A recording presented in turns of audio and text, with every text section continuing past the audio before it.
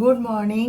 পূর্বাজ লাইফস্টাইলে স্বাগত জানাচ্ছি। আশা করি আপনারা সকলে ভালো আছেন। তো এখন আমি এই যে চা আর বিস্কুট নিয়ে বসেছি। আজকে একটু দেরি করে উঠলাম ঘুম থেকে। এখন বাজে কটা জানেন? এখন প্রায় 9:45 বাজে। দেরি করে উঠলাম বলতে কি, একবার ঘুম থেকে উঠেছিলাম তখন 5:45। আজকে যিশু আর ওর বাবা মিলে কলকাতা গেল, বিশেষ কাজ আছে, সেই জন্যে কলকাতায় যেতে হয়েছে ওদের আর কি। তো সেই জন্যে 5:45টার সময় উঠেছিলাম। উঠে ছেলেটাকে একটু জলখাবার করে দিলাম, কিছুতেই কিছু খাবে না। তারপরে অনেক বোঝানোর পর ওই 2 পিস পাউরুটি একটু মাখন লাগিয়ে দিলাম, খেয়ে গেল। আর ডাক্তার সাহেব তো সে বলে না না আমি ওসব কিছু খাবো না, সে তো আর যেমন মুড়ি জল খায় খেয়ে গেছে।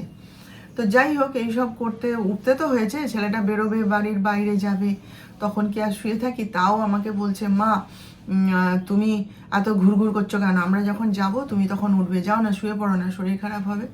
আমি বলি আচ্ছা তোরা বেরো, তখন তো আর কোনো কাজ নেই, আচ্ছা একটুখানি গড়াবো নাই তো। তখন বলার পর এইসব বেরোলো।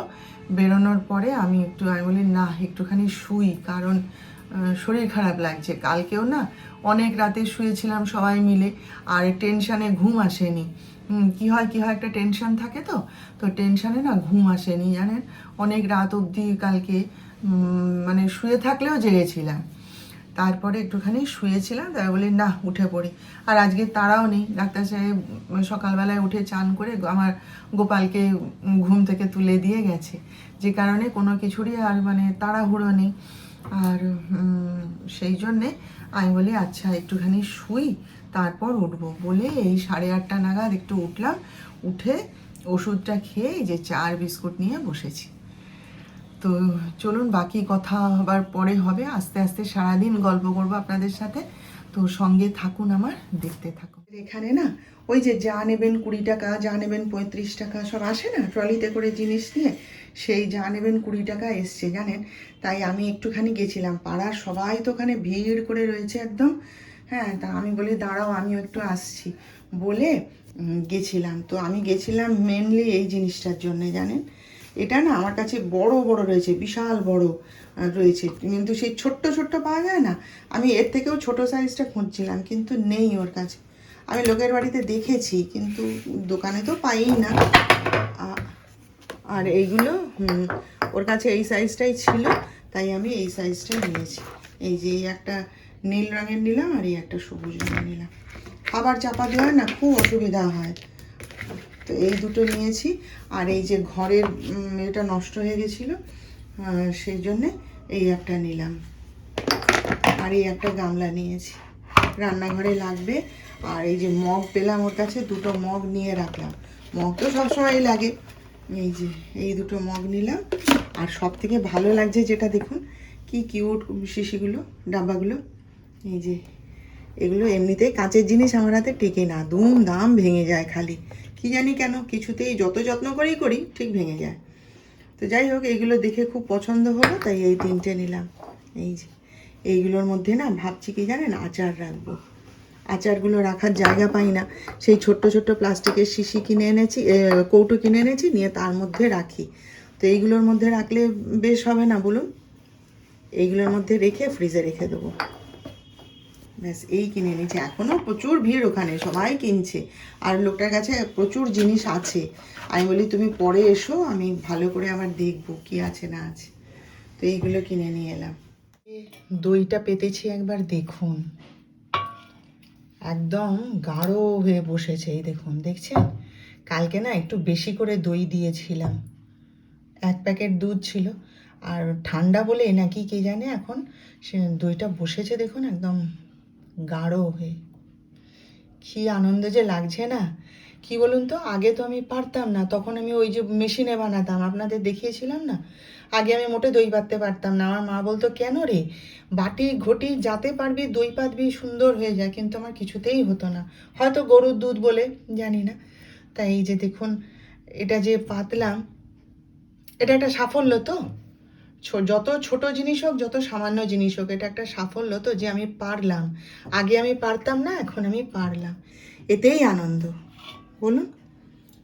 যত ছোট জিনিসই হোক, সাফল্য এলে তাতে আনন্দ লাগেই, তাই না? জল খাবার বেড়ে নিলাম নিজের জন্য। কাজের মধ্যে কাজ করছি, ততক্ষণ আমি জলখাবারটা খেয়ে নিই, তারপর আমার বাকি কাজ হবে। তো কাজকর্ম যা যা ছিল সবই হয়ে গেছে। একা ঘরে রয়েছি তো চটপট চটপট সব কাজ হয়ে গেছে। আর কি বলে, পুজো করাও হয়ে গেছে। এখন বাজে হচ্ছে 12:30। কিন্তু ব্যাপারটা হচ্ছে আজকে আমার রান্না বান্নার কিছু নেই। নিজের জন্য কি রান্না করব। ফ্রিজে ভাত আছে, সেটা গরম করে নেব, যা আছে তাতে আমার হয়ে যাবে।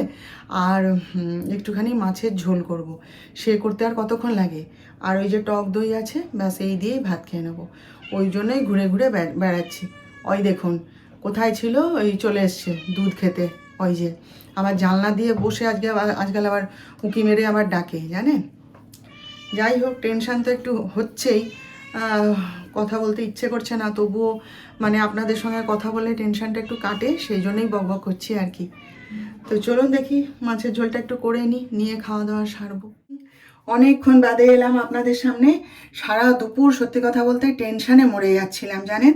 ওদেরকে ফোন করছিলাম, ফোন ধরছিল না, ভীষণ টেনশান হচ্ছিল। টেনশানের চোটে আজকে আমি যোগা ক্লাসও করতে যাইনি, কোথাও যাইনি। তারপরে যখন চিন্তা করলাম যে একটুখানি, কালকে তো অঘ্রাণ মাসের বৃহস্পতিবার, আমাদের তো মানতে হয়, তাহলে কালকে সকালে আর যাব না। ওরা যখন আসছে না, একটু ফুল বেলপাতা এ সমস্ত নিয়ে আসি, না হলে কাল পুজো হবে না। বেরিয়েছি, দেখি ওরা, তারপরে বাড়ি ফিরেছি, দেখি ওরা সব পৌঁছেছে। তো এক কথায় খুব ভালো খবর। খুব মানে কি বলবো, দুই ছেলেকে নিয়েই আমরা খুশি। খুব ভালো খবর, খুব খুশি হয়েছি আমরা। বাড়িতে একদম খুশির হাওয়া। বাদ বাকি সব কিছুই আপনাদের জানাবো, পরে পরে জানাবো। ভীষণ মনটা ভালো হয়ে গেছে। তো আমি এখন এসছি, একটুখানি ওদেরকে কফি করে দেবো, আর একটুখানি আমি চা খাবো। আর এখন আর বেশি কথা বলবো না আপনাদের সাথে, একটু ওদের সাথে কথাবার্তা বলি, একটু জানি সব কিছু। হ্যাঁ, এক কথায় আপনাদের জানিয়ে দিলাম, খুব ভালো খবর। ডাক্তার সাহেব রুটি দিয়ে ডিমের ঝোল খেতে চেয়েছে, ওই জন্য এই যে ডিমের ঝোল করব ওদের জন্যে। আর আমার জন্যে ওই একটা সব রকম সবজি দিয়ে, দাঁড়ান দেখাচ্ছি, এই যে কেটে রেখেছি, ওই একটা সব রকম সবজি দিয়ে বানিয়ে নেব। ঘরের লোক না থাকলে রান্না করে আনন্দ আছে বলুন। ওবেলায় তো আমি মাছের ঝোল আর টক দই দিয়ে ভাত খেয়েছি। বলে সারাদিন কিছু খাওয়া হয়নি, আর একটু ডিমের ঝোল বানাও, সেই জন্যই এই ডিমের ঝোল বসিয়েছি। তো আমার রান্না কমপ্লিট হয়ে গেছে। এই যে দেখুন, রুটি করে নিয়েছি, আর এই যে ডিমের ঝোল, আর এই যে আমার জন্য এটা সব রকম দিয়ে সবজি করেছি। কালকে ডাক্তার সাহেব বাজারে যাবে সকালবেলা। তো যাই হোক, যিশুকে খেতে দিয়ে দিয়েছি, এবার আমরা খাওয়া দাওয়া করব। চলুন, পরে আবার আপনাদের সঙ্গে দেখা হবে। আপনারা ভালো থাকবেন। আজকের মতন এইখানেই শেষ করলাম।